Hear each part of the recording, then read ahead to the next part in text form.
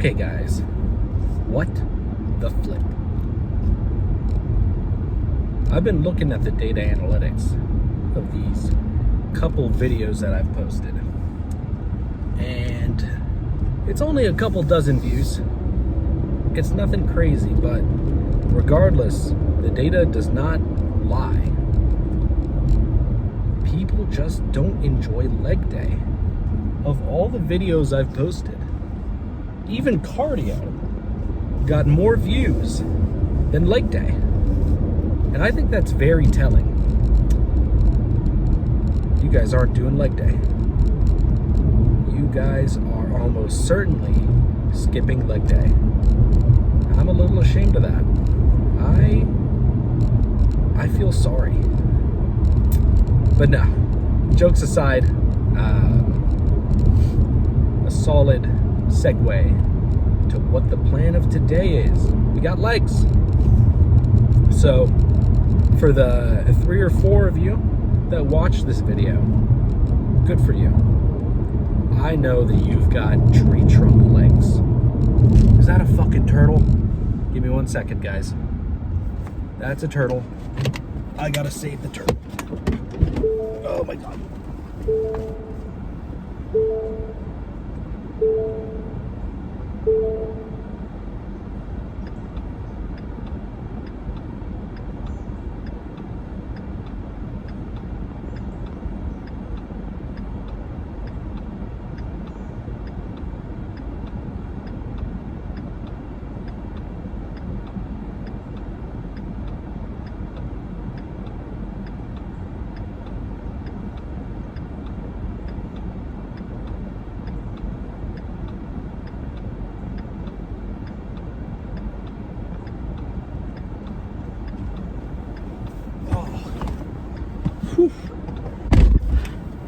There's a turtle stuck in the middle of the road. The poor guy looked terrified. Oh, man. I should not be doing cardio before hitting legs, but that's another turtle saved.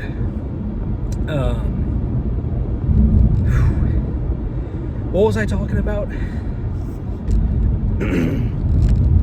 Legs. Going to hit legs. Initially, legs was the plan for yesterday, but it just didn't pan out. I'm not one to take rest days. It's a pretty big decision for me on whether or not I should take a rest day. But yesterday I woke up around 3:30, 4 a.m. and I just felt so tired. Like, not to the point of like, I wasn't tired like, oh, you know, like I want to go back to sleep. This was like a severe lethargy, the likes of which I have not seen before. I was so tired that it was concerning. I was almost worried that I'd get hurt trying to drive. So I decided to go back to bed until 6 so I can get ready for work. And when I got up at 6, I still felt the same like lethargy. So I called into work and just told them, hey, I'm gonna be 2 hours late today. I'm just not feeling good. And I woke up around 8, and I certainly felt better. I was still a little lethargic, but not to the point where I was concerned. But point being, we did not get to do legs yesterday. But today's a new day. We're not working today. Of course, I did my cardio in the morning. That should never be a question in your mind of if I did or didn't do cardio. If you're seeing a video of me going to do legs or chest or whatever, just know in your heart that cardio had already been done. Just because a video hasn't been posted, that does not mean cardio was skipped. So, did cardio. pretty hydrated for today. I kind of wish I drank a little more water, but I drank plenty. Had a nice carb-filled meal. It's a little heavier of a meal than I would have liked. I only allot myself 2,000 calories. Of course, a majority of those calories coming from protein. But I went out to lunch with one of the fellas, and we tried this new burger joint. And the patties that they used were a little more fatty than I'd like. But regardless, still good. But plan for legs is probably a little more of what we saw last time. Hamstring curls of some variety. I've really been enjoying the laying hamstring curl. I don't know. I've done seated hamstring curl for so long that I just kind of sick of it. And RDLs never really felt that good to me. I can get a good stretch on RDLs, but it's never like with hamstring curls you can go until failure. I feel like with RDLs I'm getting plenty of stretch, but I'm never really drawn to the point where like I have to stop because of the burn. That's kind of what I look for. I think RDLs would probably be good for me after a couple working sets of curls, but So a nice couple sets of hamstring curls laying, maybe superset with some standing hamstring curls, and I think we'll be good there. As for quads, the star of the show, probably a more of the same. Leg extensions in a variety of ways. Sissy squats. Yeah, I don't really foresee it going any other way. I think that probably sounds good, but we will see when we get there. When it comes to doing legs, I never really have a problem getting a solid hamstring pump. Honestly, by the time I've done 5 sets of hamstring curls, it just feels like rebar, like just solid cables in the backs of my legs. But for quads, it takes a little more work for me to get to the point where I have,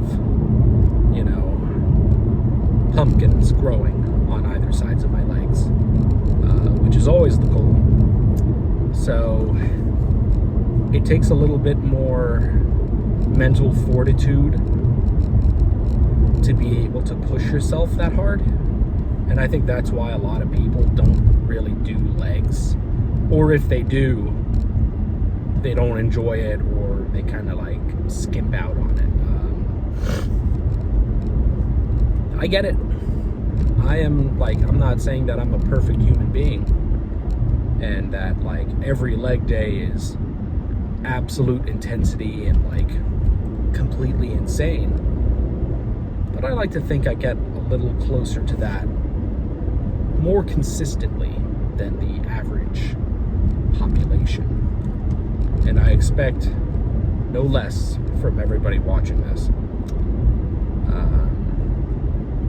But I think legs will be good today. Pre-workout is starting to kick in. I kind of wish I need to up my dosage of beta-alanine though.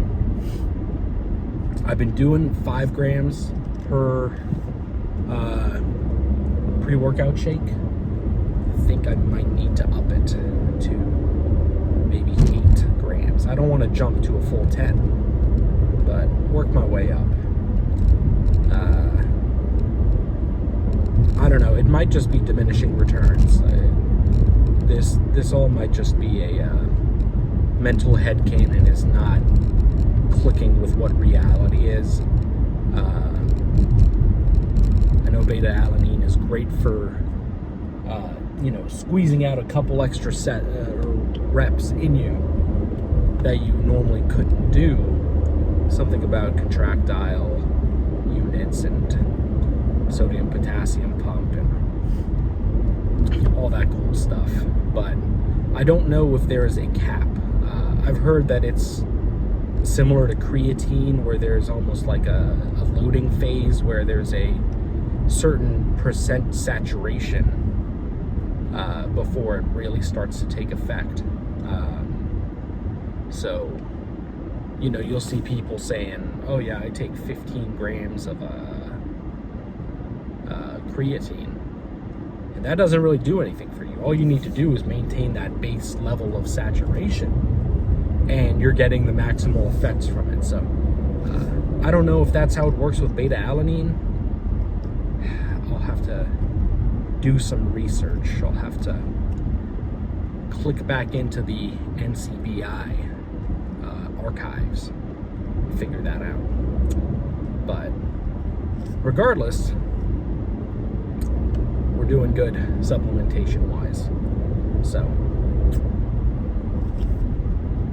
I guess on the same vein of supplementation, vitamin supplementation is another good point of conversation.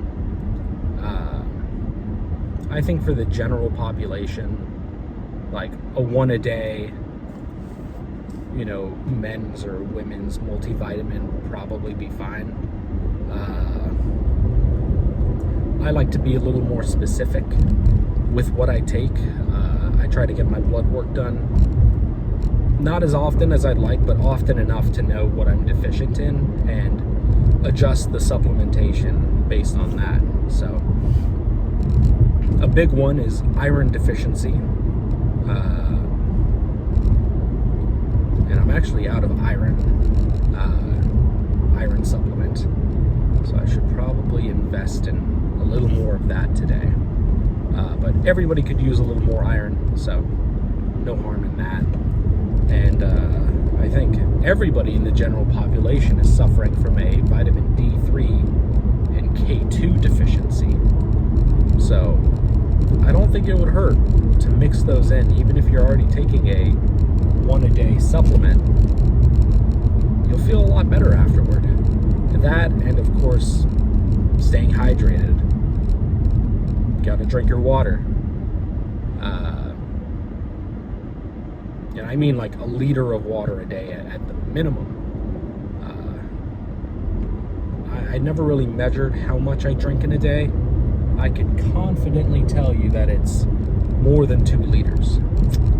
But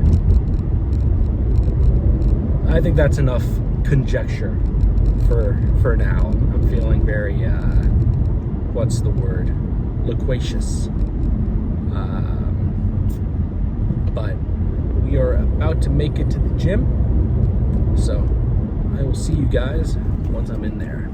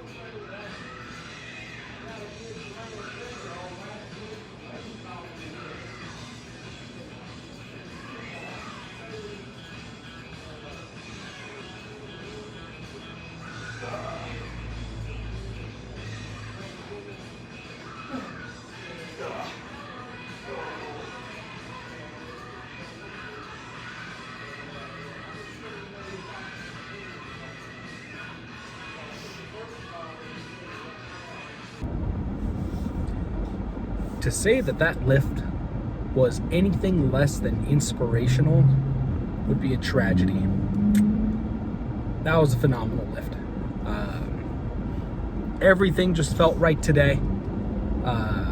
Hamstrings got super pumped up. I mean, like, after set number 3 of laying hamstring curls, I felt like I was already at peak pump. I think I did a total of, I did 3 sets of laying hamstring curls, followed by 2 sets of seated hamstring curls, and then a superset of standing. And I didn't even have to do all that. It felt great. After that, we moved on to quads, and you guys got a good taste of quads. I recorded a large majority of what I did for quads, so I did not leave much to the imagination in terms of what was done. But after that incredible leg day, I was just hanging out in the locker room, getting ready to shower, and I ran into a good buddy of mine. And we just started talking, and me and him were kind of in a similar position where when he first started, or the first time I saw him, he was a little on the softer side. Definitely not muscular, but certainly had an excess distribution of body fat. Compared to now, where the guy looks shredded. He looks incredible. He seriously, the guy's a monster. He's an absolute freak. But we're sitting there in the locker room. We're just talking about pretty much everything with lifting and how far along we've come and all that. And he decided that today was the day to give me the most inspirational, motivational, insert any adjective you can think of, speech to me. And almost brought a tear to my eye. But I was telling him about how, the goalposts are this and that. And he asked me something along the lines of do you consider yourself a bodybuilder or a power lifter, or what camp do you set up in? And I told him the goal is bodybuilding. That's kind of the practice that we take, the style that we do. But I don't consider myself a bodybuilder because in my head I don't really feel as though I've earned the right to call myself a bodybuilder. And this isn't like a self-deprecating woe is me type thing. I acknowledge that I'm certainly muscular and I look big, but for whatever reason I just feel as though I can't call myself a bodybuilder because I don't outwardly look like what comes to mind when you call yourself a bodybuilder or when you think of a bodybuilder. And I wish I remembered it to a T what he said, but essentially the point of the conversation was that okay, hold on, I gotta log in for a second. Anybody can let me through. Alright, okay. He essentially told me that this is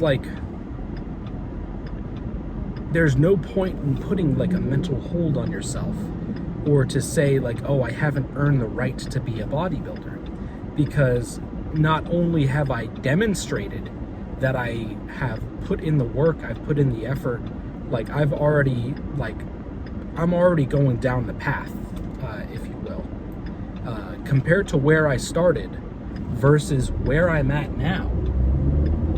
If we're using my own logic against me, then I've earned the right to call myself a bodybuilder. But regardless, you should never place any mental blockades on yourself of, oh, I haven't earned the right to do this, that, and the other, because the fact that you are practicing it and that you are consistently working out and you are tracking your macros and you're doing everything that a bodybuilder does.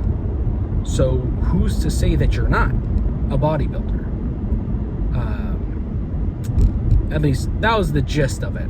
But I wish I was as motivational as he was during this conversation, because as soon as he finished that speech, I was ready to get back out there and continue leg day. He pulled on some sort of hidden store of energy. I felt like I could have squat 500 pounds right then and there.